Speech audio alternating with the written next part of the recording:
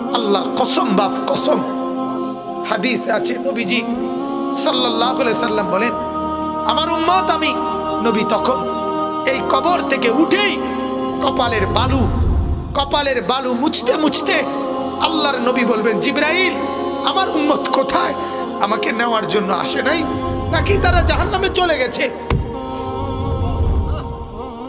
জিবরাইল তখন চোখের পানি ফেলে বলবেন, না ইয়া রাসূলুল্লাহ, এখনো কেউ কবর থেকে উঠে নাই, কাউকে আল্লাহ এখনো উঠায় নাই, আপনি উঠলে এরপরে সবাই উঠবে। উঠেই নবী বলছে, হায় আমার উম্মত কই? আমার উম্মত আমারে নিতে আসলো না। ওই যে এয়ারপোর্টে আমরা মাদ্রাসায় দেখি, এই ভুক্তভোগী আমরা মাদ্রাসার ছোট ছোট ছেলে পড়ে যে আমার মাদ্রাসায়, প্রায় মায়েরা বাচ্চাদের মা ছুটি নিতে আসে, তার বাবা বিদেশ থেকে আইব, এয়ারপোর্টে